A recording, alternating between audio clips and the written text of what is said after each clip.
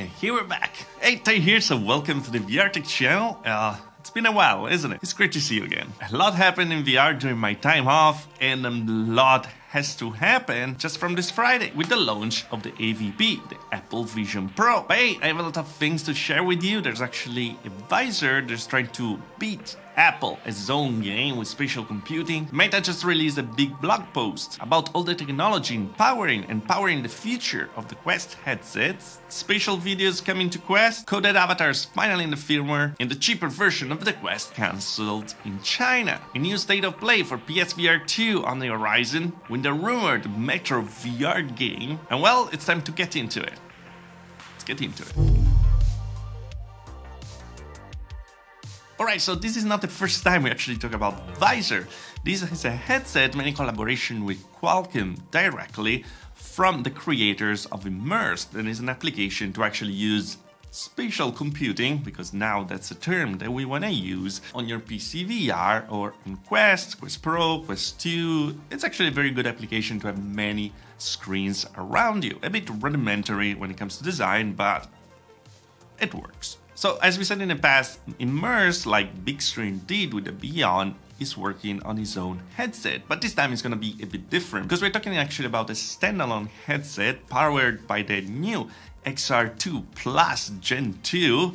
This naming scheme, Qualcomm, is awful, by the way. This is gonna be the boost version of the Quest 3 processor, the same thing that we saw with the XR2 Plus with the Quest Pro pretty much. And this might be very interesting for the price point, comfort, and of course experience, I guess. Talking about this headset is a bit tricky because they actually changed like specs many times during development, and they're accepting pre-orders already. And by the way, the price is gonna be $999 for the 4K version if you buy it directly, or it's gonna be $399 upfront plus a $39 monthly subscription that is gonna give you many perks when it comes to support. And yeah, this is a list of the stuff that you get. So for sure, yes, it's very, very appealing. Also because we're talking about a headset with the two 4K displays, one HI and micro OLED displays. The same technology that we saw on the Big Screen Beyond, but higher resolution. They even claim that they have more pixels than what we're gonna get on the Vision Pro. We're talking about 27 million pixels compared to the 23 million pixels. It's small, it's light, around 200 grams, it's standalone, so that means it's not gonna need the PC, but of course if you use the PC you're gonna have a spatial computing altogether. And it's 1/3, 1/4 of the price of the Vision Pro, so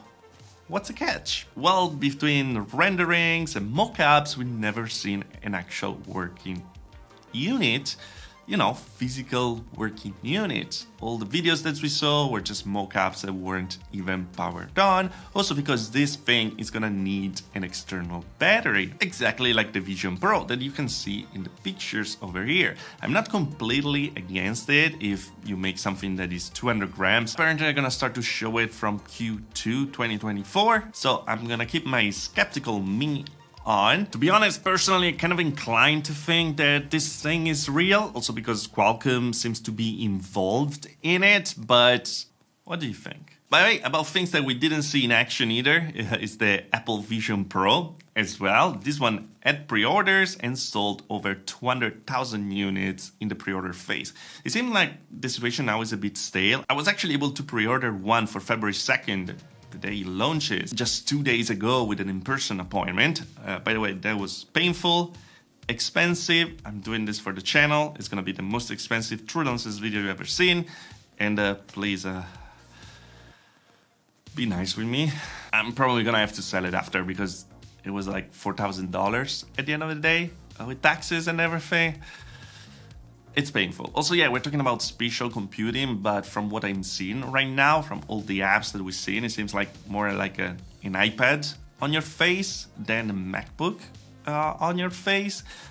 I'm sure things gonna evolve as they always do with Apple. This is the first iteration. I feel like obligated in a way to check it out because like my experience with different headsets and such. But yeah, we're gonna see.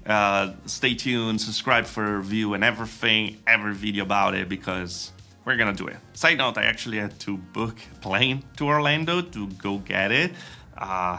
So I'm gonna stay on the plane 24 hours just, to grab it and come back.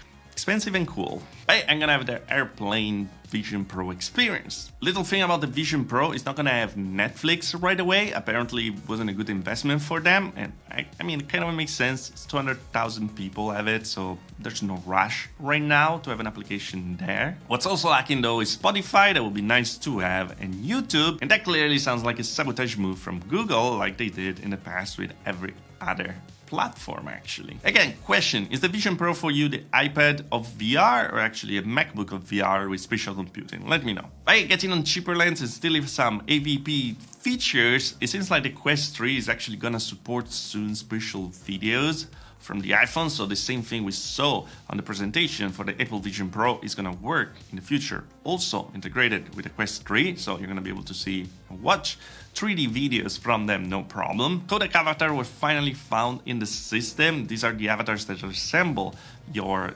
look, and they actually looked impressively good, and the timing is just perfect considering that we're getting pretty much the same thing with the Vision Pro just this Friday with their personas. So yeah, I think this competition is really heating up right now, and it's just a good thing for us in a way, at least on the software side, because on the other side, well, everything will start to get a bit more expensive because the cheaper things are not getting very well. Tencent apparently have the kind of a deal with Meta to actually bring a cheaper version, the Quest 3 Lite, to China, but this thing has been scrapped. We're talking about a version of the Quest 3 without the depth sensor apparently, and it seems like with the older Fresnel lenses, the same that we saw on the Quest 2. I think that is an awful idea, by the way. Going to the Quest 3, one of the big things, the killer features of this headset is actually the new lenses, and going back to older lenses just makes the experience much worse. Also, this cheaper version seems not gonna come with the controllers, but you're gonna control it just with hand tracking, and I guess it's fine. Hand tracking works better than before. But yeah, this seems to have the code name Panther. Interesting things about this, that from the rumors, it seems like it was going to have actually black and white pass-through like we saw on the Quest 2. Instead, we have some insider rumors directly from the Meta blog they just posted yesterday, where they're actually talking about all the technologies powering their system and the future systems. It's actually a very nice read. I'm gonna leave a link in the description below, with a big focus on actually AI used in every system to actually understand things better and take out loads from the processors and everything like that. So a very nice thing. So for sure, forward thinking and buzzword thinking with AI. But yeah, this sentence in particular caught my eye because it's saying that after the Quest 3, I'm convinced that pass-through and MR will be a standard feature on all future headsets. Putting a focus on how important it is to actually have pass-through right now and an MR, AR, spatial computing feature. So why would you want to have it black and white after you have a better experience already with colors, with the Quest Pro and the Quest 3?